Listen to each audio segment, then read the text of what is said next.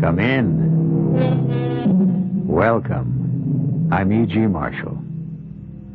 I forget who, but someone once said that fate is like a madman with an axe waiting for us around the next corner. Which is to say, of course, that however serene our lives, we never know whether the madman is lurking around the next corner we turn, ready to take a vicious swipe at us with that axe. In point of which, consider the case of Lucas Lauder, warden of a certain state prison in a certain western state. Joan, in heaven's name, will you try to understand? In less than 3 hours, Guy Richards will be executed. Drop through that trapdoor to his death. Which will mean the end, I hope, Luke, of this whole insane nightmare you've been going through. Yes, and putting me through. You don't believe. You still don't believe. I have to be mad to believe. Stark raving mad. If Guy Richards dies, worse than madness may lie ahead for you, Joan. Much worse.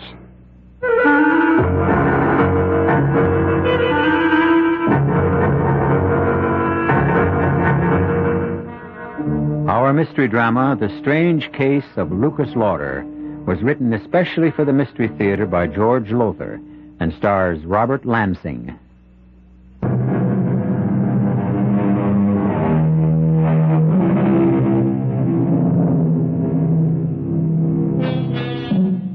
As we know, the death penalty is outlawed in many states, but in some it is still enforced. In such special cases as the murder of a policeman, death through kidnapping, and or particularly vicious crimes. Our story begins in just such a state, in the condemned cell of that state's prison. You sent a message you wanted to see me, Richards? And, thank you, Warden. Thanks very much for answering it this quickly. Won't you sit down? What is it, Richards? I want to discuss my case with you. There's nothing to discuss. You were legally tried, legally convicted. If you think there's something I can do to save you... Oh, no. There's nothing like that. Warden, I was guilty. I freely admitted murdering those women, all 4 of them, and mutilating them with a butcher knife. No. The name the newspapers gave me was well-deserved. Guy the Ripper.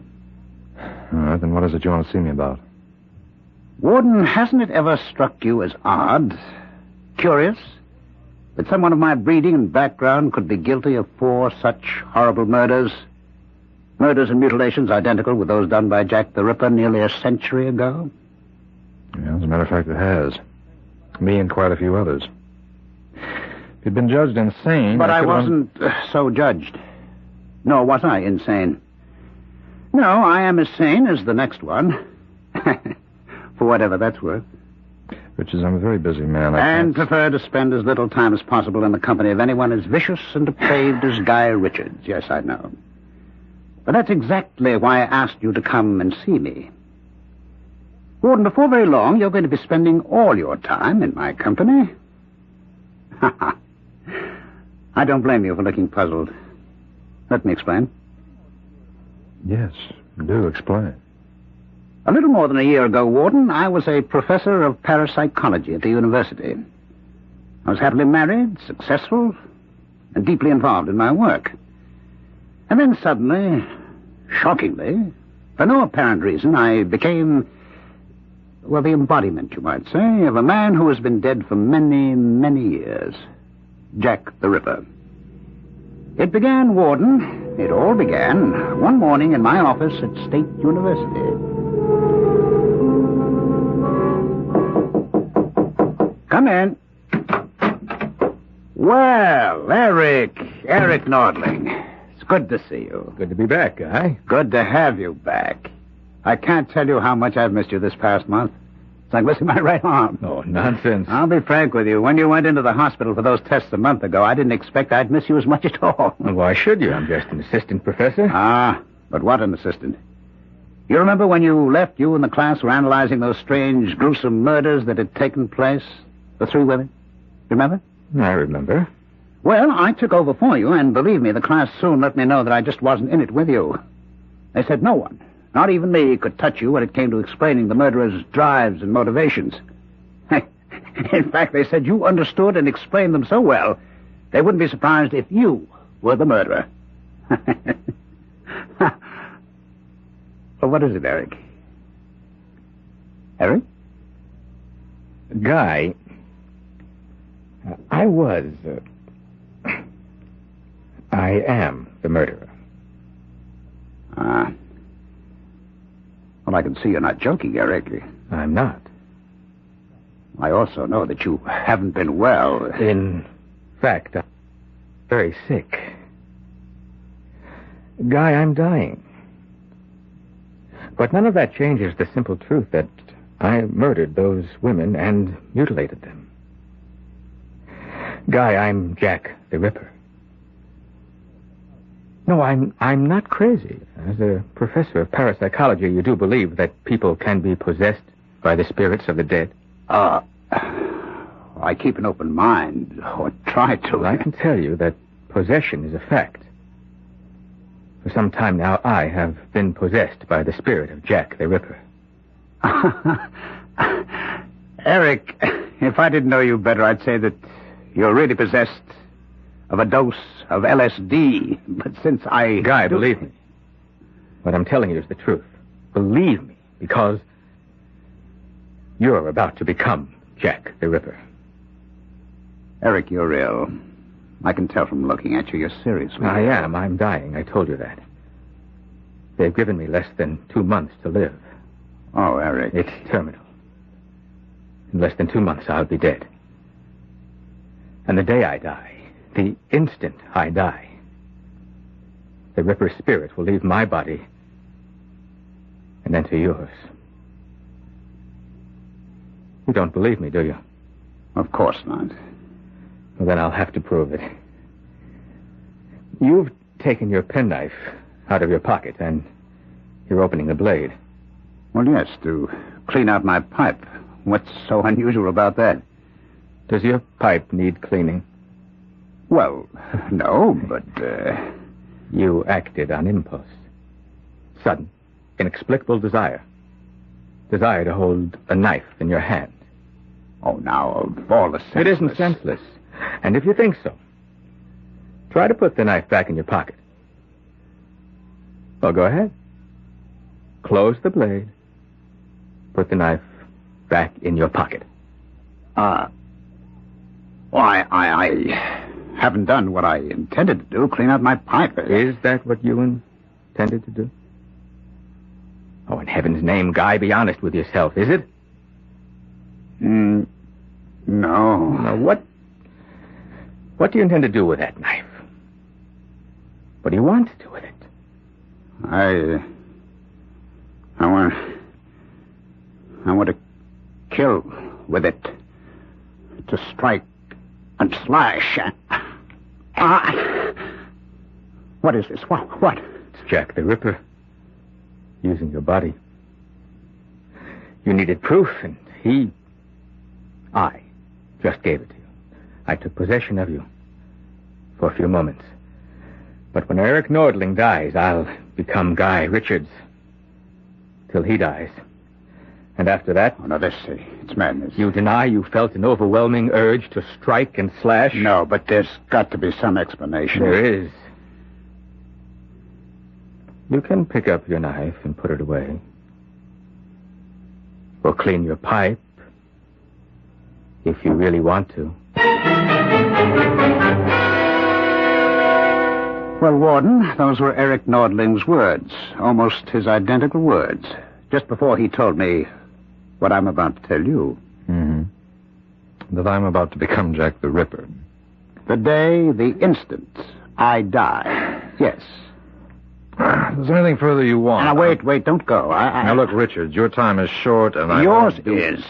And I want to do everything I can to make the next few days easy for you. But when it comes to listening to the kind of story you just told me, I haven't the time. You don't believe it either, huh?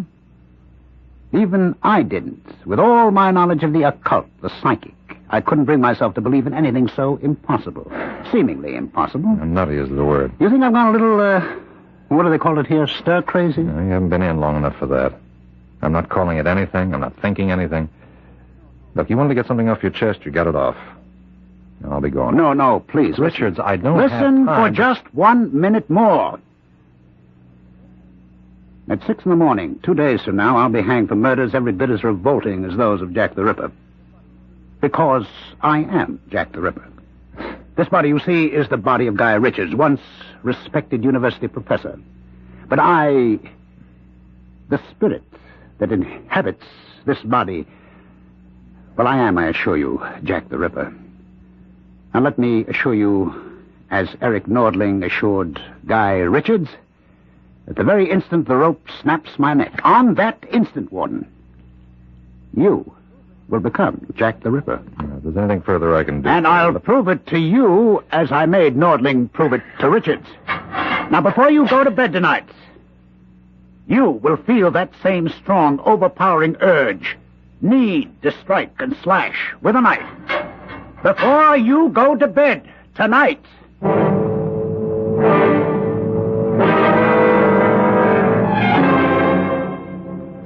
That's really one of the strangest stories you've ever brought home with you. More potatoes? Mm-hmm. Thanks.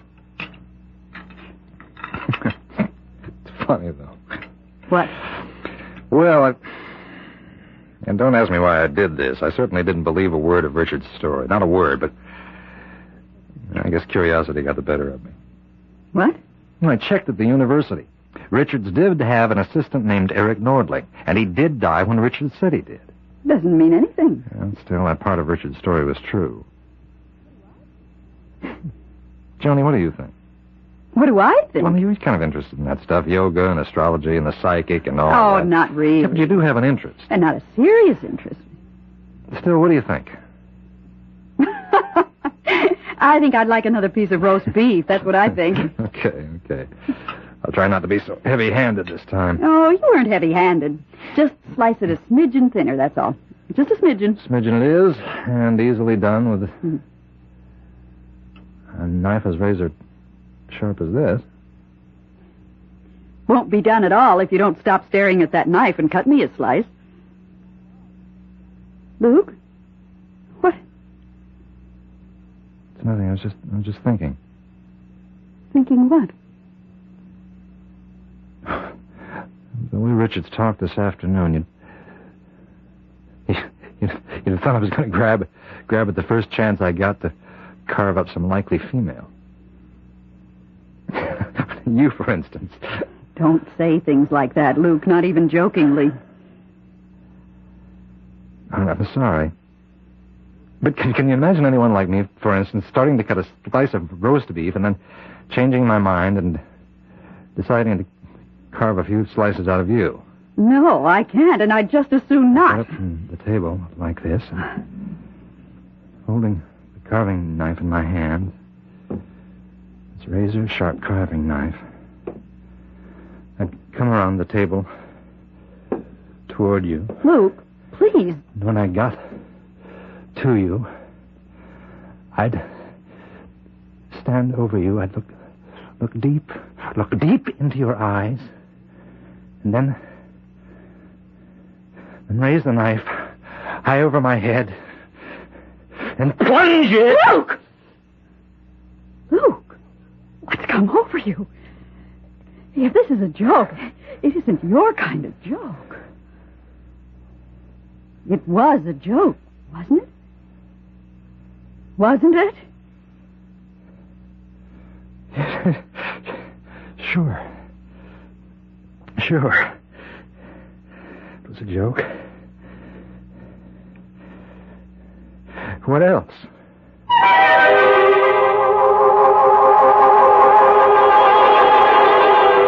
What else, indeed? What else could it be? It could be what Warden Lucas Lauder knows it was. No joke at all. That for a few moments in time, he was driven by an all but overwhelming urge to strike with that knife, slash with that knife, kill with that knife. I'll return in a moment for Act 2.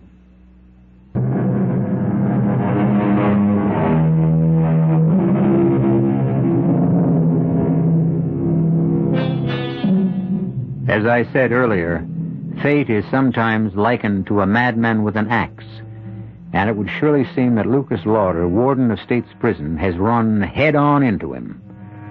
When Guy Richards told Lucas that he was really Jack the Ripper, that his body was possessed by the spirit of the Ripper, Lucas laughed.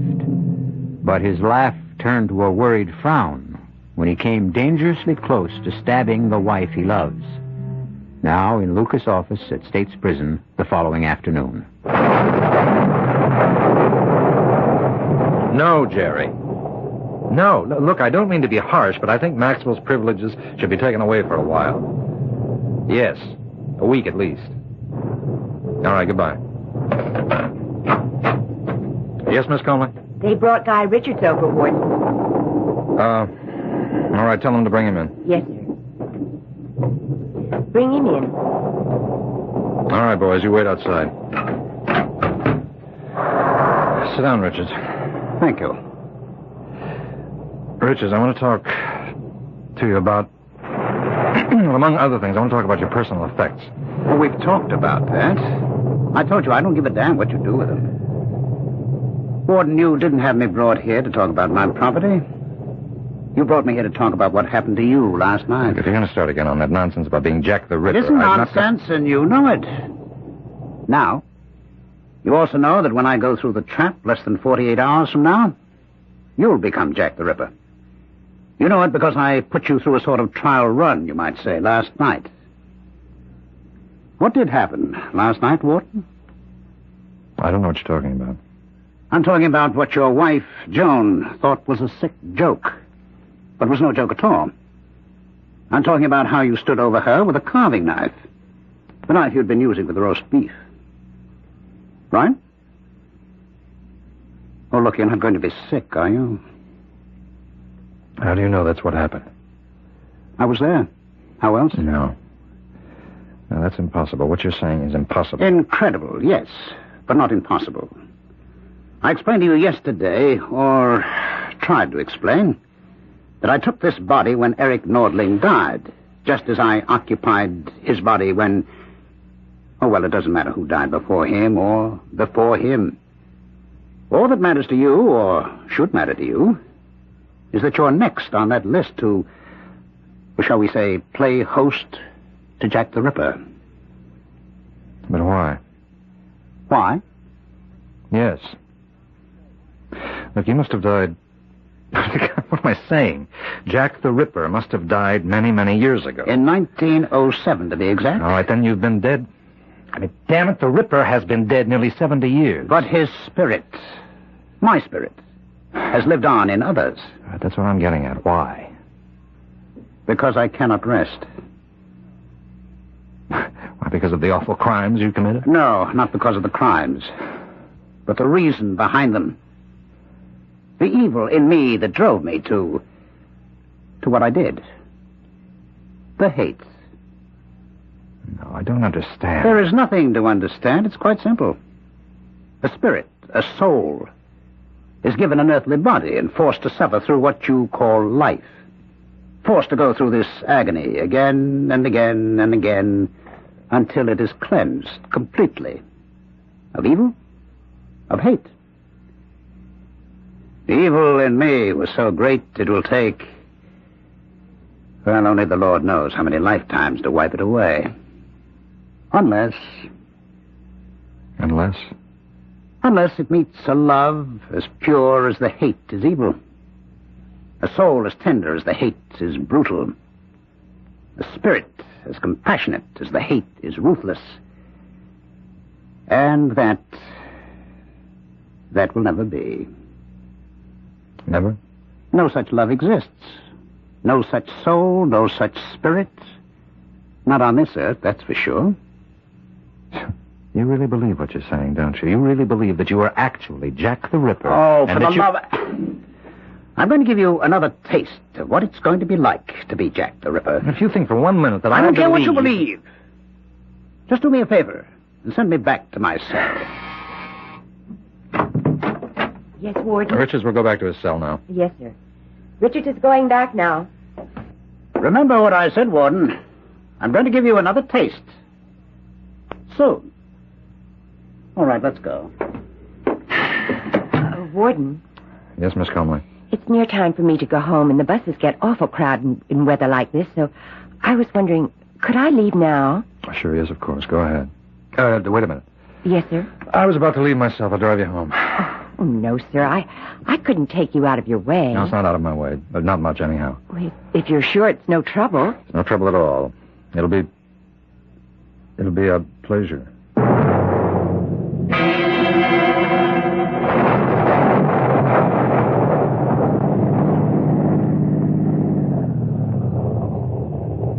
Warden. Awfully nice of you. I'll see to your door. Oh, no need for that. No, I insist. There have been a lot of muggings in this neighborhood.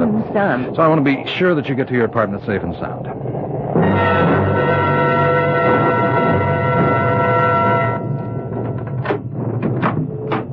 Well, thanks again. You're awfully kind. No, that's not at all, Miss Conley. I wonder if I might use your phone. Oh, sure. Just call home, let my wife know I'll be a little late.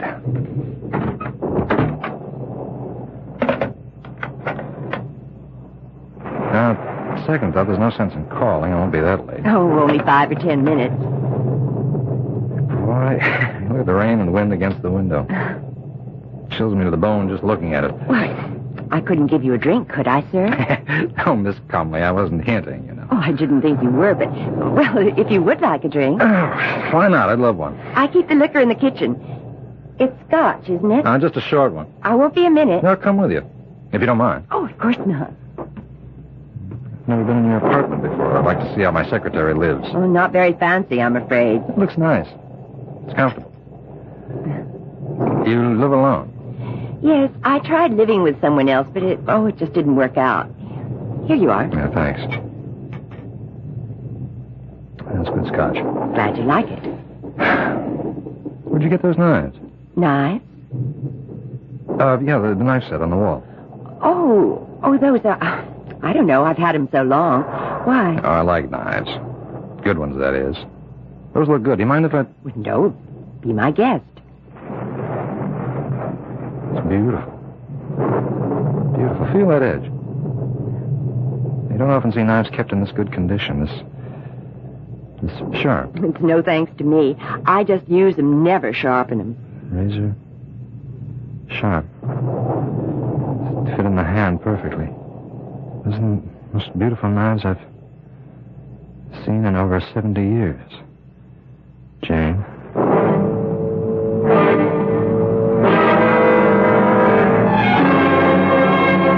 Get out of my cell, Warden. I don't have to put up with this. What are you doing to me? You answer me, Richards. What are you doing? I've told you. You told me a lot of nonsense about you being Jack the Ripper and taking possession of me, my body, when you die. I don't buy that. But you're up to something. You've done something to me. And I'm not leaving this cell till you tell me what it is. You're scared, Warden? Of what you came dangerously close to doing to your secretary yesterday? And will do not long after you hang me?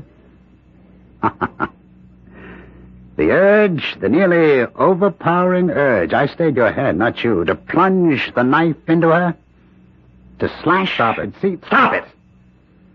All right, now you listen to me. I'm no fool. Yesterday I nearly murdered that girl.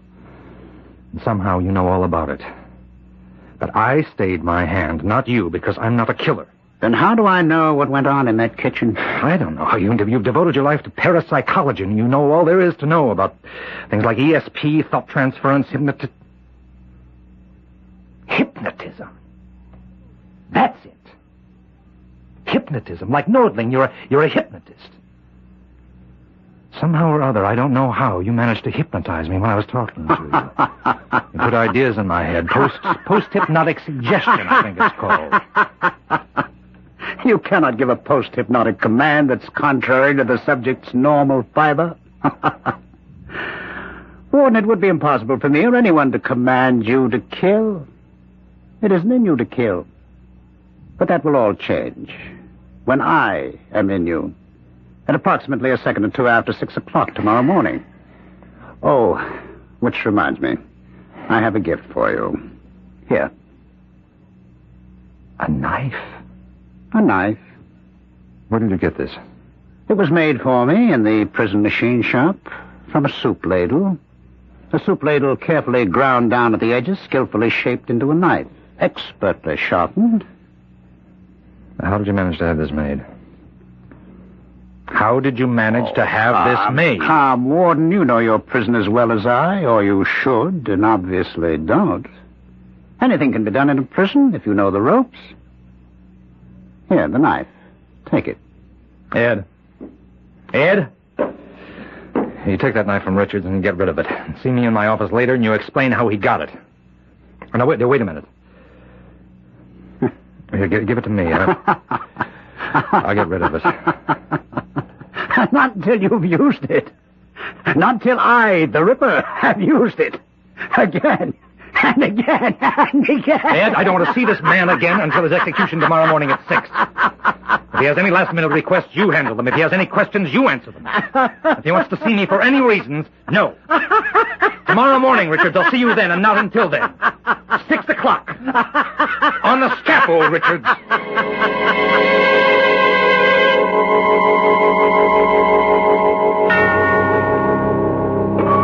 On the scaffold, when the noose will be tightened round the neck of Guy Richards, the trap will be sprung, and he'll plummet to death. Or will it be life? Another life to be lived out in the body of Warden Lucas Lauder. I'll return shortly for Act 3.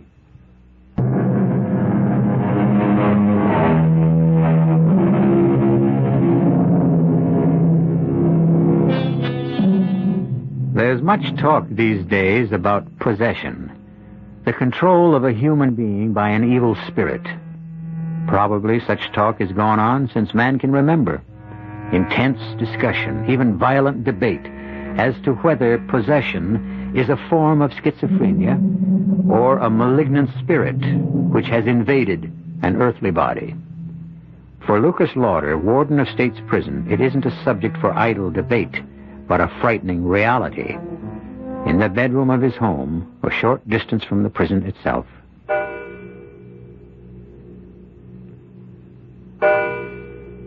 Luke? Go to sleep, Joan. Oh, I know it's impossible for you to sleep the night before an execution, but this time there's something else. Yeah. Joan, I'm scared. Of what, dear?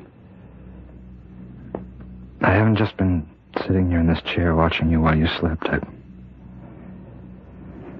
Yes? I've been fighting an urge. A powerful urge to kill you. Kill me? Yeah, with this.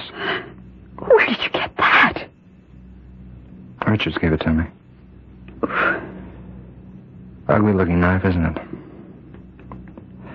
Somehow he managed to get it made in the machine shop and have it smuggled to him.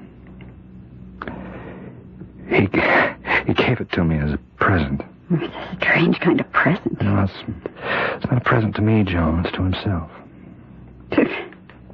Oh, that nonsense. Nonsense?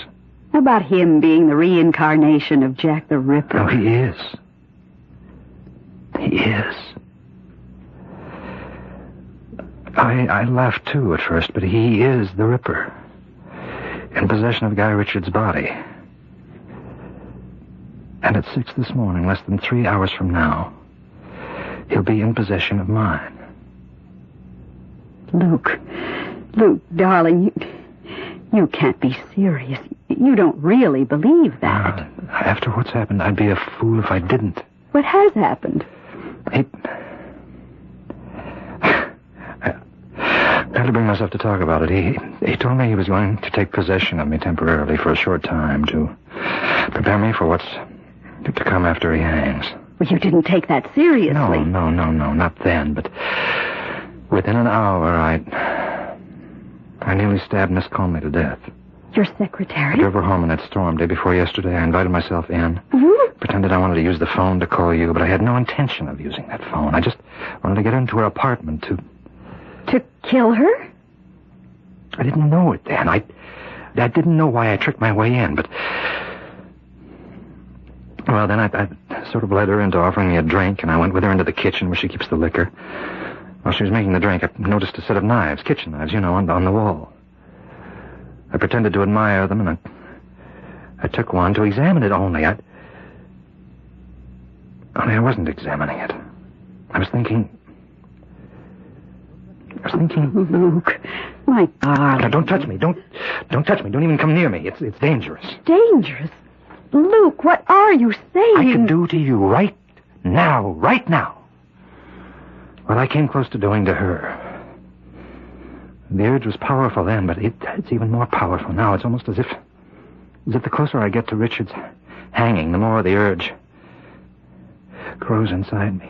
Luke. I don't have any control. Joan, no control anymore. This knife, I gave it to the guard to get rid of. No, I started to give it to him, and then I changed my mind. I was forced to change it by a power stronger than me, and so I kept it and brought it home. I've been sitting here for hours holding it in my hand, fighting off a terrible obsession to kill you with it. Oh, my poor darling, to think what you've been going through, and I never knew. How can you think of me when you're the one who's in danger? Well, because I don't believe I am in danger, not from you. John, I just told you. I don't care what you told me. I care about what I know, and I know you love me. Oh, yes, I love you, but He'll be dead in a few hours. Dead! And all this business about his spirit possessing you, I don't believe it. I tell you, I came close, that close, to killing Miss Coleman. And killing me, you say. But you didn't. But next time... There won't be a next time, because once Guy Richard dies, his power over you will be ended. Oh, Luke, don't you see what's happened to you? Yes, I see. He's possessed me. Nonsense. I can give you... I don't know how many reasons why it is just plain nonsense. All right, give me just one. But I've read a lot about Richards in the papers, and you've told me a lot about him. He's a skilled hypnotist. I don't know much, if anything, about hypnotism, but it seems to me that he could have brought you under some kind of hypnotic influence. No, I can't believe it. Another thing I know about him, his personality is strong, it's overpowering, viciously overpowering. Just talking to someone like that, being near him, could do strange things to a person. No, I don't care how many reasons you can dress up. I know what I know. I know what I've got to do. What? I've got to stop the execution. Luke, you can't do that. Well, I can try. It's my only hope. I've got to stop that execution. I've got to save him to save myself. I know it's only 4 a.m, but this is a matter of life or death. You get the district attorney out of bed. I'll wait. Luke, try to pull yourself together. Telephoning the district attorney at this hour? What are you going to say to him? Hello, Mr. McGowan? I'm sorry to wake you at this hour, sir. Thank you, yes. It is urgent. I want to stop the execution of Guy Richards at 6 this morning. On what grounds? I have reason to think he's innocent. No, sir, there's no proof. No real proof, but... Look, McGowan, I want you to call the governor if necessary. McGowan, I beg you, right? Yes, I see. Well, in that case, I'll phone the governor myself. Luke, darling, you can't phone the governor. Operator, this is Warden Lucas Lauder of State's Prison. I want to put through a call, an urgent call to Governor Morris at the state capitol. And hurry, please hurry. Well? He refused. Well, you couldn't expect... No, I didn't. I hoped against hope. I'd better get ready. Richards has less than an hour to go. And so have I.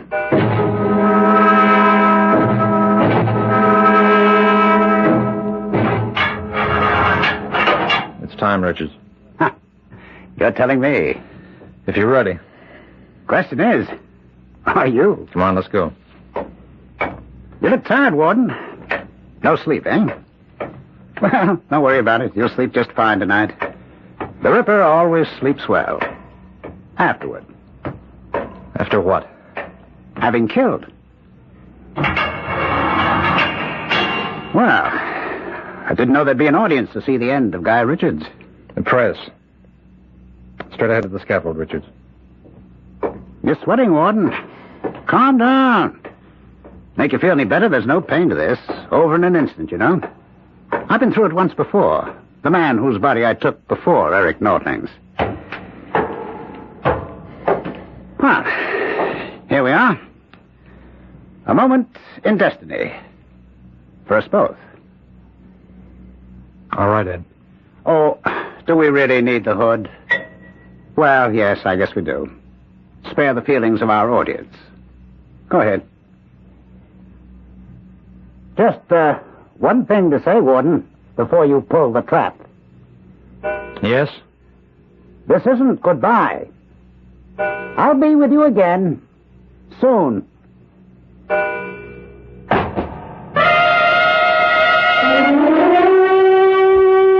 Agreement with Red China. That's the latest news from the nation's capital. Guy Richards, the notorious Guy the Ripper, was executed this morning at State's Prison. That's enough news for one day. I'm for bed. You, Luke? Luke? What? It's after 11. Time for bed. Oh. Yeah, Joan, Yes, dear? where did you put it? Put what? The knife. I mean, don't look at me as though you didn't know what I was talking about. The knife Richards gave me. I know what knife you're talking about, but I don't know why you're asking me where I put it. You didn't take it? I put it in the top drawer of this table. You saw me put it there. I put it there so you could get rid of it. You didn't? No. I can't believe you'd take the chance to... You didn't. The knife is here. Yes, it is. Look, I gave you a chance to get rid of it. Why didn't you? Why didn't you? If you wanted to be rid of it, why didn't you simply throw it away? I don't know. I think I do. You were testing me, testing my love for you. Testing your love? If I had done what you thought I'd do, it would have shown that my love for you isn't as strong as I said it was. And it's quite possible you really might have tried to kill me. You could always get another knife. Yeah, but thanks to you, I have this one. Then use it, if you can. What? Luke, we're going to come to this sooner or later. I don't know how Guy Richards persuaded you he was Jack the Ripper, and that he would possess you once he died, but he did. You said last night that the urge to kill was growing stronger in you, and you were convinced once Richard was hanged, it would become so strong you'd never be able to control it. It's been doing that all day. It's growing in me. Filling me with a need, a lust to take this knife. I know. And unless this obsession of yours is smashed now, right now, you'll kill. Sooner or later, you will kill. Well, if you're going to do it, do it. Do it. And get it over with. You're taunting me. You're taunting me because, like all women, you have contempt for me. I love you. Oh, you're lying. You don't love. You don't know the meaning of love. Hate? Oh, that's something else again. That's something you know all about. You think I'm not on to you, all of you? Well, let me tell you something. I've spent months, years watching you and the likes of you. Luke, boy. Playing your little tricks, luring men, and... Oh, don't think I didn't see you today, this very day in Leicester Square. Flaunting your charms. Leicester Square? Leicester Square, Piccadilly, Fleet Street, wherever you could sell yourself. Luke, now snap out of it. Pull yourself together. Look about you. Take your last long look before you die. You see that gas light at the end of the alley? Well, you see it for the last time. Gas light? Listen. You hear the carriages and the coaches, the horses... for the last time. And then feel the point of this knife against your throat. Feel the cold steel against your skin before the Ripper plunges it deep into your dirty little neck. Plunges it now! I can't. I want to. I can't. Why? Why can't I? Because you're not Jack the Ripper. You're Lucas Lauder, my husband. The Ripper hated. You love me every bit as much as I love you. God, I do. Dearest. He said, Richard said, the spirit of the Ripper would never be free, never find rest until it met a love as strong as his hate. Heaven knows, Joan, there can't be, there never has been a love as strong as yours. Maybe it's crazy, but I feel he has found that rest at last. Thanks to you.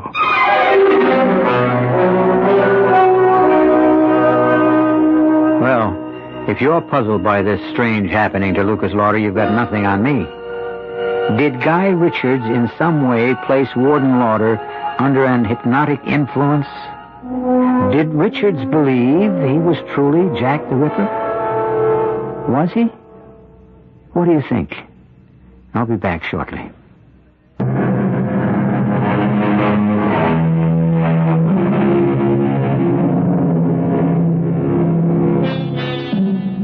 When I told this story to a friend of mine who's a psychic, a sensitive, she said that of course Guy Richards was the reincarnate Jack the Ripper. Another friend, a psychiatrist, said, nonsense, a clear case of a split personality. Which is right, I don't know. Maybe the truth lies somewhere in between. Wherever it lies, it makes a good story. I hope you enjoyed it. Our cast included Robert Lansing, Linka Peterson, Ralph Bell, Ira Lewis, and Patricia Pearden. The entire production was under the direction of Hyman Brown. This is E.G. Marshall inviting you to return to our Mystery Theater for another adventure in the macabre. Until next time, pleasant dreams.